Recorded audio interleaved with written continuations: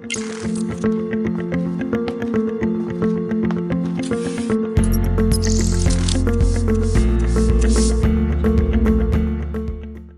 noite a todos, meu nome é Alexandre Cripa, eu sou coordenador do Núcleo de Urologia do Hospital Samaritano, e eu acho que nós vamos falar sobre um tema que todos vocês já conhecem. Então nós vamos botar um pouquinho mais de lenha na fogueira. Eu acho que os homens não vão se importar não muito, mas as mulheres, quando os maridos chegarem em casa, provavelmente vão amolá-los um pouco. A intenção é exatamente essa, tá bom? Então nós vamos falar sobre o câncer de próstata.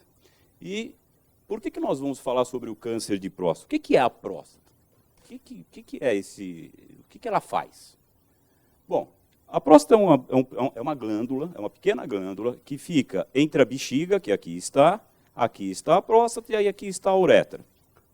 Tá? Aqui são as vesículas seminais. O que a próstata faz?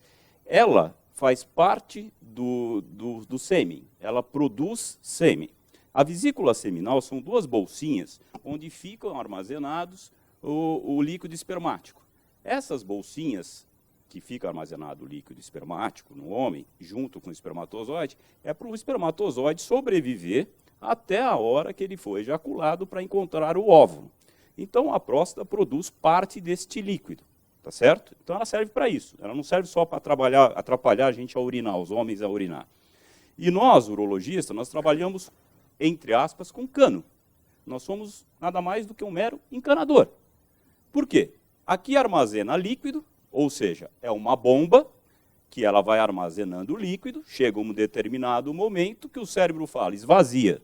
E aí vira uma bomba que esvazia e sai por esse ladrão onde tem a próstata, tá certo? Então, quando ela cresce de uma forma benigna, a gente não precisa necessariamente fazer nada, porque ela pode crescer centrifugamente, ou seja, para fora, não interrompe esse canal, não interrompendo o canal, não precisamos fazer nada. Só que ela pode ter um câncer. E aí é que é o nosso problema. O câncer de próstata é o câncer mais frequente do homem, tirando o câncer de pele, não melanoma. E é o segundo câncer que mais mata o homem, no mundo inteiro. Tá certo? Então, é por causa disso que nós precisamos discutir esse tema. Para se ter uma ideia, no Brasil, em 2013, foram 13.772 mortes. Nos Estados Unidos, em 2015, 27.540 mortes. Sendo que cada homem, se nós pegarmos 10 homens, 7 deles, durante a sua vida, vão ter o diagnóstico, se nós examinarmos todos, fizermos screening em todos, durante a sua vida, 7 de 10 vão ter, um em cada 7 vão ter o diagnóstico de câncer de próstata. Ou seja, é um número muito relevante. Resumindo, nós homens, 80% a 90%, se vivermos até 100 anos, vamos ter o diagnóstico de câncer de próstata. Isso é o fim do mundo? Não, não é. E é isso que nós vamos provar. Existem fatores de risco para câncer de próstata? Sim. Quais são os fatores de risco? Familiar de primeiro grau com câncer de próstata, pai ou irmãos, você tem 2,5 vezes maior chance de ter câncer de próstata. Se você tem 2 familiares, essa chance passa para 5. Se você tem 3, para 10. 10 vezes mais. Então, é um fator importante que você deve avaliar. Outro fator importante são homens da raça negra. Homens da raça negra têm mais câncer de próstata, e esse câncer de próstata da raça negra é mais agressivo. Tá certo? Então, esses 2 fatores, principalmente, que nós devemos levar em consideração. Eu vou falar de prevenção, mas só para contar um pequeno detalhe. Gordura animal aumenta a incidência de câncer de próstata. O que eu quero dizer com isso? Homens de países nórdicos, por exemplo, têm mais câncer de próstata do que asiáticos. Porém, se você tirar um japonês, levar para os Estados Unidos e ele começar a consumir gordura animal mais do que ele consumia na cidade dele, no país dele, aumenta a incidência deste homem de ter câncer de próstata.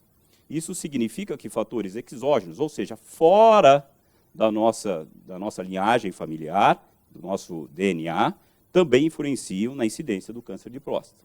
Combinado? Prevenção. Gente, já tentamos de tudo. Selênio, suco de tomate, de tudo. Não tem. Existem alguns fatores, hábitos de vida saudáveis, que aparentemente diminuem a incidência de câncer de próstata. E existe uma medicação, que é a finasterida ou a dutasterida, quem tiver pouco cabelo vai saber o que é finasterida, que foi usado para prevenção em câncer de próstata. O que acontece quando você usa a finasterida? Você diminui a incidência do câncer de próstata, que teoricamente a gente não precisa tratar, e aumenta a incidência daqueles intermediários e de alto risco. Então, nós não fazemos a prevenção com finasterida e dutasterida em câncer de próstata, que são duas drogas usadas para hiperplasia prostática benigna, para o problema só de câncer. Combinado? Detecção precoce. Devemos ou não fazer e quando fazer? Esse é um problema. As sociedades preconizam que as sociedades urológicas, seja ela americana, seja ela brasileira ou europeia, preconizam fazer o exame a partir dos 50 anos para quem não tem história familiar e não é da raça negra, e a partir dos 45 anos para quem tem história familiar ou é da raça negra. Os epidemiologistas são totalmente contra isso. E essas controvérsias levam a esses noticiários, principalmente no Novembro Azul. Novembro Azul, para quem não sabe, foi na Austrália, há uns 17 anos atrás, que nasceu o Novembro Azul. Tá? Foi o primeiro país a falar sobre câncer de próstata, foi na Austrália. Então, essas opiniões, INCA não recomenda exames de tox sem sintomas, é por causa de um pequeno detalhe. O câncer de próstata, e eu vou provar mostrando esses dois estudos, ele se divide em um câncer agressivo, intermediário e de baixo risco. E quando a gente fala em câncer de baixo risco, muitos de nós hoje, acha que esse câncer de baixo risco não deve ser tratado. E esse é o grande problema. Então, esse estudo, são dois estudos que foram feitos, um de 7 e o outro de 9 anos, um americano, o outro europeu. O europeu seguiu homens até 9 anos, o americano até 7 anos. E o que eles provaram? O americano provou que não existe diferença nenhuma entre fazer screen, ou seja, fazer PSA e TOC todo ano, ou não fazer. Então, isso não salva vidas. Isso foi o que falou. Isso provocou, nos Estados Unidos, que eles não pagassem mais o exame de PSA, por exemplo. Tá certo?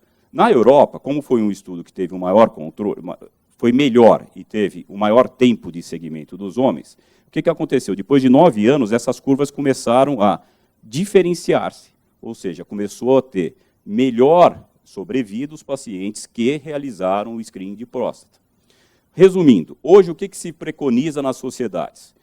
Homens com expectativa de vida maior do que 10 anos, expectativa de vida maior do que 10 anos, você faz o screening para câncer de próstata. Se você não tem expectativa de vida maior que 10 anos, você não deve fazer screening de câncer de próstata se você não tiver sintomas. Combinado? Por que isso? Porque é um tumor que cresce normalmente muito lentamente. Então, se você pegar um avô, pegar um vozinho, 80 anos de idade, fazer um PSA nele, ele vir com PSA de 10, que está alterado, e uma biópsia, você vai causar um problema de qualidade de vida nesse paciente, e uma doença que você não precisava tratar. E agora ele está com aquele câncer na cabeça dele. Então, é isso que nós precisamos discutir. Nós devemos ou não fazer isso? Existem opções terapêuticas. Uma opção, que é essa chamada vigilância ativa, que eu não vou discutir aqui por causa do tempo, é não fazer nada, é seguir o paciente com exames, que é muito utilizada. O intuito curativo é quando você acha que tem uma expectativa de vida maior que 10 anos e aquele tumor que está crescendo é mais agressivo. Então, vale a pena a gente tentar curar, ou com cirurgia, ou com radioterapia. E algumas vezes a gente pega a doença metastática. Não tem cura, mas existe uma indicação hoje em dia que dá para que esse paciente consiga sobreviver com uma boa qualidade de vida por 5 a 10 anos. Então, também tem tratamento. Eu acho que esse slide é o mais legal. Isso aqui foi feito num congresso americano, um urologista famoso. 92, número de câncer, de mortalidade por câncer. 2007, 131 milhões de homens, 149 milhões de homens nos Estados Unidos. Mortalidade de câncer diminuiu. Óbitos por câncer diminuiu. Câncer de próstata. Ou seja, 17 mil mortes a menos depois do PSA. Então, não tenho dúvida que o PSA é bom.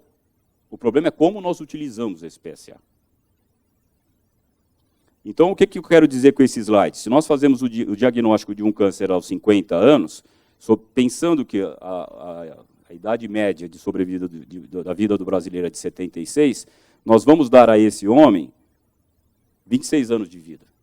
Aos 70 anos, o câncer nem vai fazer mal para ele. Para que nós vamos fazer screen nesse paciente? Então, para resumir, sempre tratar o doente, nunca a doença. Exame de rotina vale a pena? Devemos fazer? Depende. Era isso.